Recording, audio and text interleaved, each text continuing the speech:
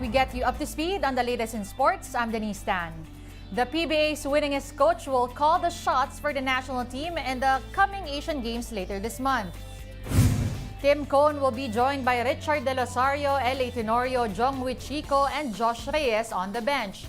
Gilas will begin team practices on Monday, although the final 12-man roster is still being ironed out at the moment. Cohn says there won't be a pool, only a 12-man team.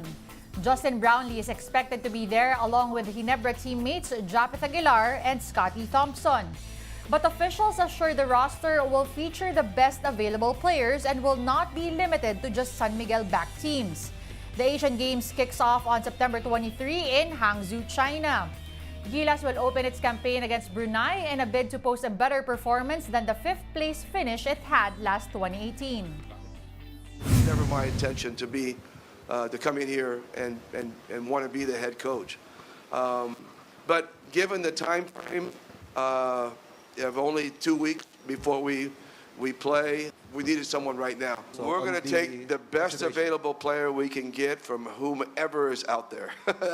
That's a guarantee. We're not favoring anybody. The usual suspects will be there. I don't think you'll be surprised by anybody that's there. Lack of preparation. In so many words, this was a stumbling block for Gilas Pilipinas' FIBA World Cup campaign, according to PBA legend Ramon Fernandez. While he said it was still good that we got a win, El Presidente noted the country could have turned in a better performance if our players had trained together longer. The final Gilas 12 was only announced a few days before the Worlds, as the team had to cut down the 16-man pool. Aside from this, the former Philippine Sports Commissioner also expressed the need for a, quote, honest-to-goodness grassroots program. Gilas ended its World Cup campaign with 1 win in 5 games. Nag-improve ng basketball worldwide, napag-iwanan na tayo, no? So kailangan matagal talaga ang preparation because this is a team game. Isang tinginan nyo lang na ganyan, alam na kaagad ninyo anong dapat ninyong gawin. You need to play together for quite some time to know each other's weaknesses and strengths. The semi-final cast of the FIBA World Cup is now complete after wins by the Germans and Canadian teams. Here's a recap. Wagner switches to the left. Three-pointer on the way is money. Germany entered its quarterfinal matchup against Latvia in the FIBA World Cup, carrying momentum from their undefeated campaign so far. First-timer Latvia also came in playing inspired basketball in a bid to extend their Cinderella run in the Worlds. Both teams went neck and neck almost the entire game. Germany built a 10-point lead with 2 minutes left in the game, but Latvia showed heart and came right back to get 2 within 2. However, a game-winning 3-point attempt by NBA player Davis Bertans was off the mark, awarding the Germans the win 81-79. Germany returns to the semis of the World Cup for the first time since 2002, the time of legend Dirk Nowitzki. Head coach Gordy Herbert praised the team, particularly the second unit after the dub. I think that's one of the strengths of this group is we're a team. And the second group coming in there at the end of the first quarter, beginning of the fourth. I can't say enough about our bench tonight. I think I've said that for the 3rd or 4th game in a row. Versus Powell. Luka open for 3. That's good. The other quarterfinal game between Serbia and Canada was also tight. But after a 50-all tie in the first half, Canada zoomed to a double-digit lead in the 3rd quarter. The Canadians were able to maintain the advantage until the end. SGA could not be fouled. 2 of them tried to foul him. No one could stop him. Slovenia superstar Luka Doncic's ejection midway through the payoff period also didn't help in the squad's campaign.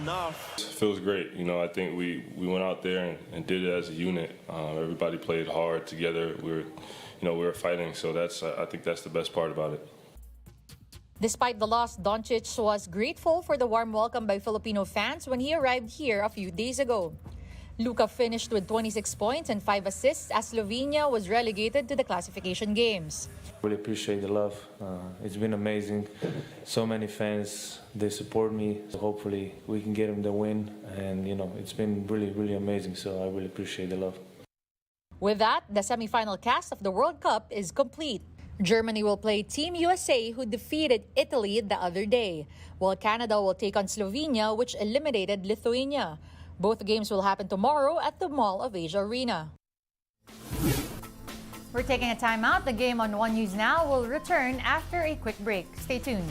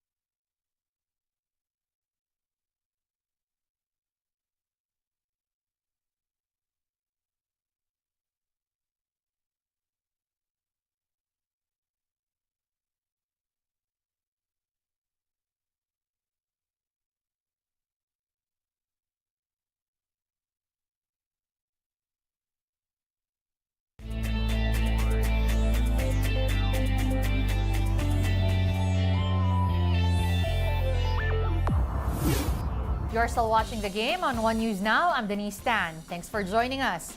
As they enter the semis, Germany and Serbia have also qualified to the Paris Olympics next year. The two squads officially became the best-ranked teams from Europe at the FIBA World Cup. This is the first time since 2006 that Serbia had qualified for the Summer Games directly. They had missed the 2008 and 2012 Olympics before getting in via the Olympic qualifying tournament in 2016. The direct qualification route was much longer for Germany as they had not done so since 1992. 1992 also marked their best placing in the Olympics at 7th place. Germany and Serbia are the 7th and 8th teams to qualify for the Olympics, along with France, Australia, Canada, Japan, South Sudan, and the USA. Ahead of the World Cup semis tomorrow, 3 FIBA ambassadors have arrived in the country to witness the global showcase's final phase. First to touch down is Spanish hoop legend Pau Gasol, who was part of the 2006 squad that won the World Cup. Gasol said he's excited to visit the Philippines and noted the tight competition in the Final Four of the tournament. 4-time WNBA champion Sue Bird also arrived here this morning. Bird and Gasol will attend the official announcement of the FIBA Women's World Cup 2026, which will take place at the Mall of Asia Arena tomorrow. Meanwhile, another legend, Carmelo Anthony, has also landed in the country. Melo last visited the Philippines in February.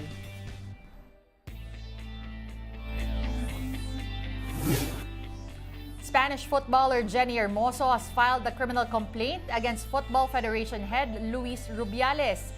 This is over an unsolicited kiss after Spain's victory at the FIFA Women's World Cup. The details in this Reuters video.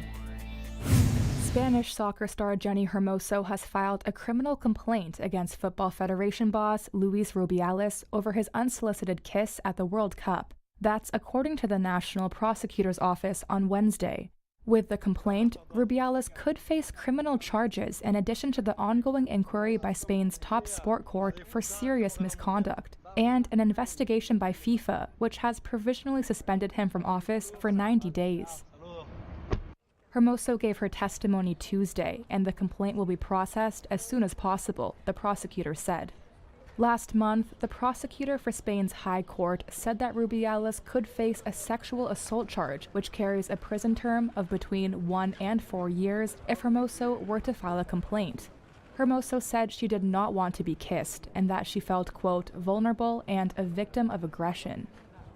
No voy a dimitir. Rubiales, who has so far refused to resign despite heavy pressure, said the kiss was, quote, spontaneous, mutual, euphoric, and consensual. Neither Hermoso's representatives nor Rubiales were immediately available for comment. Still on the Spanish football mess, Montse Tome has been appointed as the first woman to serve as head coach of the women's national team. She replaces Jorge Vilda, who was sacked weeks after the incident. Let's watch this. Spain's Soccer Federation has appointed Montse Tome to succeed the fired Jorge Vilda as the women's national team coach, making her the first woman to have the job. The announcement that Vilda had been sacked came earlier Tuesday, amid ongoing fallout over Spanish soccer chief Luis Rubiales' non-consensual kiss of player Jenny Hermoso after the country's World Cup win.